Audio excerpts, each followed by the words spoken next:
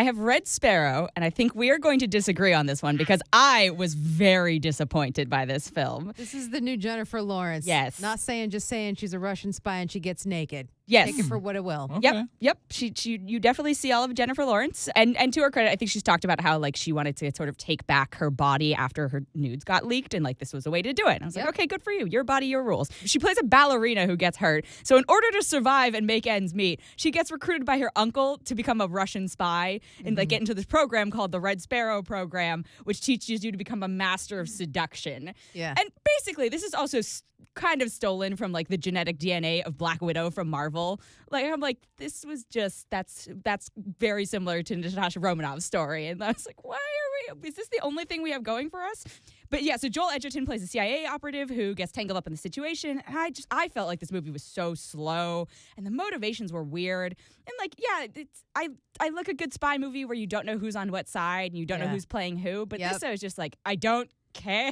I don't care about any of you. I do think the difference between Red Sparrow and, like, the comic is that these sparrows were real during the Cold War. Like, that's a fact. Yeah, but it's just, so this is my frustration, right? Last year we had Atomic Blonde, which I loved. I thought it was awesome. It is also a Cold War spy movie about a female attractive spy, and, you know, it's questions of loyalty, and it was 80s Berlin versus modern day Russia, but it's still like this Cold War story. And I'm like, are these the only type of female spy movies we're going to get? Like, is this it? Is that all we get? You know, sexy lady spies? Because if you look at, like, the guy spy genre, you have your suave, sexy James Bonds, right? And then you're like Ethan Hunt. You have your Jack Bowers, your Jack Ryans. You know, you have your Jason Bournes. There's just all these sort of, like, subgenres and, like, different styles of spy. And this is just, like, you have to be a sexy lady who knows how to use your body. What I liked about Atomic Blonde is, like, she was physical. Like, she fought, you know, and I felt like her character was empowered. I feel like Jennifer Lawrence's character in this is just blackmailed the whole time, and it's a terrible reason to be doing anything. Yeah, I mean, she's straight up a forced sparrow, and that's what I want to know too. Is, like, I'm curious if the school they have to go through in real life is as brutal as it was. Like, this is a brutal film to watch. Yeah, and you know, mild spoiler alert, but I do think people should know going in, like, there's a lot of rape happening in this movie. And I was like, I am very uncomfortable with this. But, but it also just, because of the number of times it happened, it just felt, like, gratuitous at a certain point, right? I was like, you can use this as a plot, like, accelerator, but the number of times of the ways it kept happening, I was just like, now this is just arbitrary, and, like, we're just doing this to kind of show off Jennifer Lawrence's body and, you know, the situation she's in, and I that made me really uncomfortable, and see, something took me out of it, and the other thing was, I'm sorry, it was slow, it was boring. Like, the mind games didn't start. I literally was looking at my notes. It was like, and I checked my, like, little watch thing. An hour and 20 minutes into this movie, things get going. I was like, you could have condensed the whole, like, hey, you have to go to, like, spy school thing, like, way down. And so I was like, okay, the second half is definitely stronger than the first, but oh my God. And then at a certain point, in my notes again, I was like, how long is this effing movie? like it would not end. And I was just, how long was it? Was it over 2? It was way over 2 hours. Oh, really? And it felt like a lifetime to me. See, so not for me at all. But, you know, the guy that wrote the book, by the way,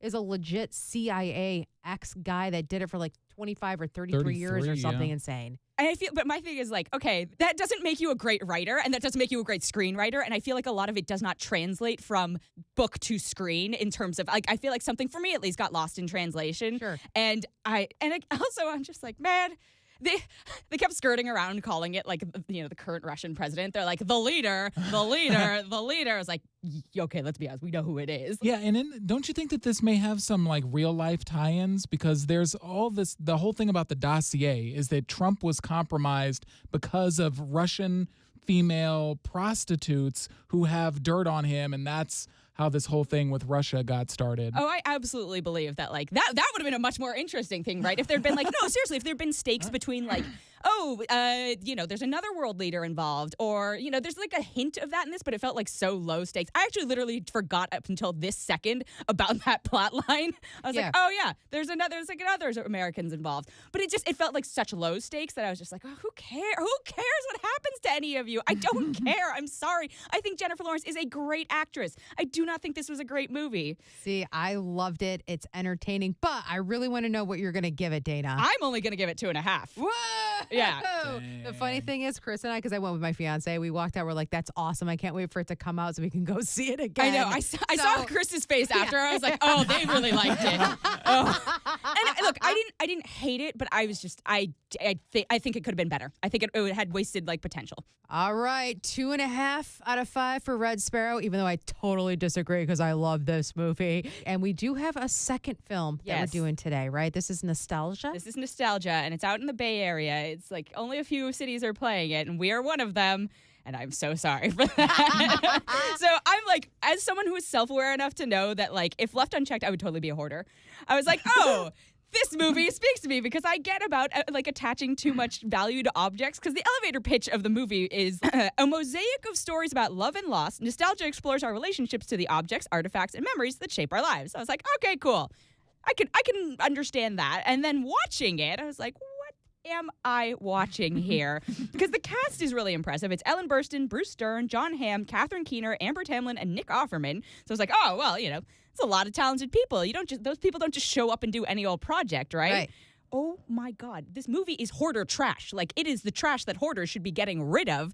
It doesn't have a plot. There's minimal character development. They're all loosely tied together, and I get it. It's supposed to be a mosaic. And there's one scene at the very end, and spoiler, not spoiler, I don't even know. But this person goes, she goes, there's an SAT word, and I missed the actual word, so I wish I'm going to butcher this definition. But she goes, oh yeah, well, there's this SAT word. I wouldn't know it except for I was preparing for it.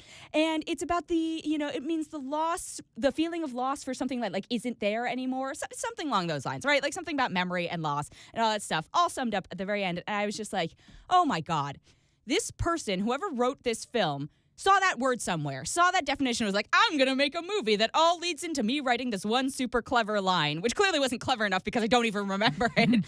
But I was just like, that's why you made this movie? Because you wanted to just show off about this one vocab word? Is there enough hot scenes with Jon Hamm to make up for it at all? No, he's not. No. And he's also a bad person in it, I feel like. Yeah, he takes advantage in a physical way, but takes advantage of an old sad lady. Come on. Ooh. No characters are sympathetic. It's very bizarre. I don't know how I made it through this movie. And I saw those. Every scene I feel was written as a monologue for high school students to do a bad audition with. Whereas these are really good actors, but they all have monologues, but there's other people in the scenes. I'm like, nobody talks like that. Nobody stands up to each other and just soliloquizes. That's not how we speak to each other. I'm sorry. And I can just see some high school kid out there being like, oh my God, Jon Hamm did this monologue about whatever. I'm going to do that too. Well, you aren't getting into school then. I'm sorry you're not getting the part if you pick from this movie. This movie made me really angry and upset. And I'm only going to give it 1 out of 5. And I feel like that's being nice.